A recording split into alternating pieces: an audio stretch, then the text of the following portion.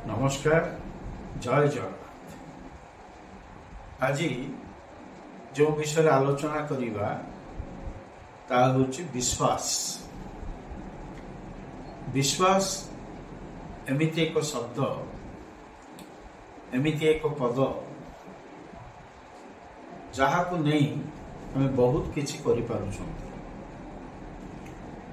किंतु एई जो विश्वास मु कहिबी भगवान आउ भक्त मानकर विश्वास संपर्क में कह। प्रथम कथा आमे मंदिर जाउछंती, दियों को पूजा करूछंती, विभिन्न मानसिक रखुछंती, भगवान को लांचर लोभ देखुछंती, कहउछंती मोर ई कार्य जदि हेइ जिवो ताले मु एया देवी। बहुत किछि मानसिक आकार रे करंती। ता पूर्वरु एई सब विषय जो कहंती बा मानसिक करंती, मानसिक पूर्ण हबार किछि समय किछि वर्ष पर्यंत जहाँ मानसिक होइथिबो दियों निकट करा जाइथिबो ता भूली जाती। कहीं ना मनीष जेतेबेले आवश्यक अनुभव करे, विपद अनुभव करे, फिटिबार कौनसी रास्ता न थाए, सेतेबेले से भगवान को डाके। भगवान ताको रक्षा करंती बा रक्षा हो सारिया परे से निजे अनुभव करे। बहुत कम लोग अनुभव करंती जे भगवान का आशीर्वाद मु रक्षा पाइछि। अधिकांश कहंती एवं जे एटा आपे आपे ही होला हमर चालाकी जो होला, तेणु एथिरे भगवान कौनसी कर्तृत्व नाही। गोटे छोट स्टोरी रे कहूची। जड़े शिकारी सबुबले जंगल जाई शिकार करे एवं जो पशु जाकू से मारे ताहा बाजार रे बिक्री करी तार परिवार भरण पोषण करे। दिने से जंगल जाइछि, बहुत अन्वेषण कला, कौनसी शिकार ताकू मिलिला नाही।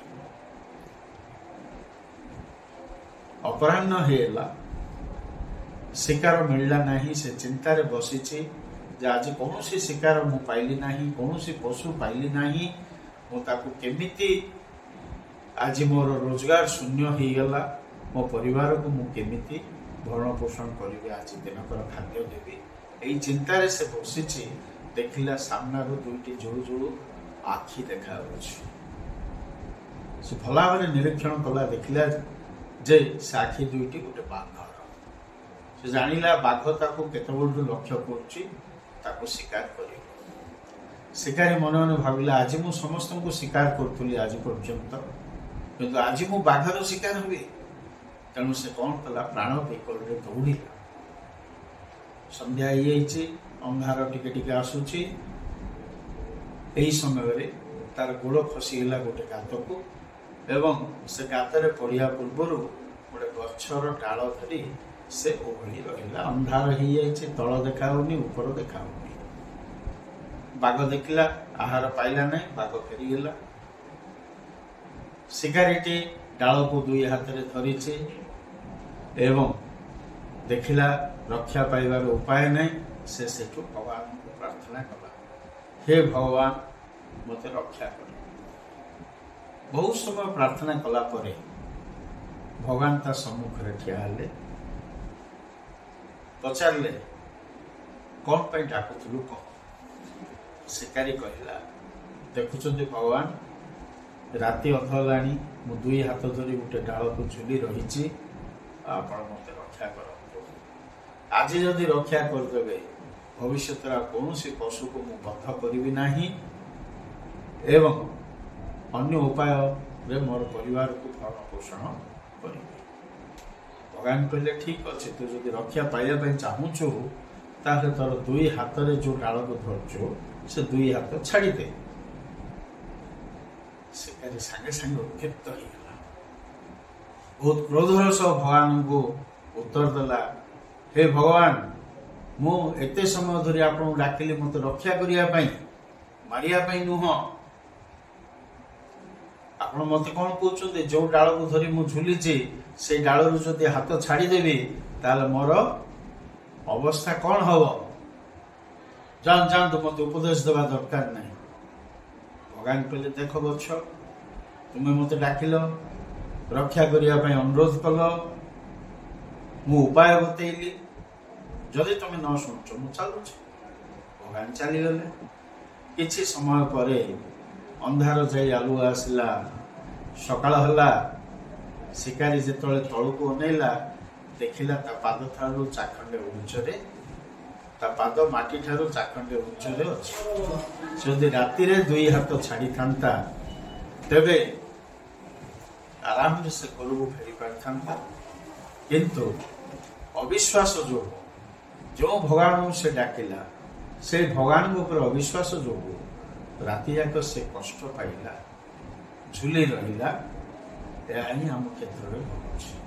ଆମେ ମାନସିକ କରୁଛନ୍ତି, ମନ୍ଦିର ଯାଉଛନ୍ତି, ଦକ୍ଷିଣା ଦେଲା ବେଳେ ଦେଖୁଛନ୍ତି କେଉଁ ନୋଟଟି ଚିରିକିରି ଅଛି, କେଉଁ ପଇସାରେ ଜମ୍ ଲାଗିଛି, ତାହା ଆମେ ହୁଣ୍ଡିରେ ପକାଉଛନ୍ତି।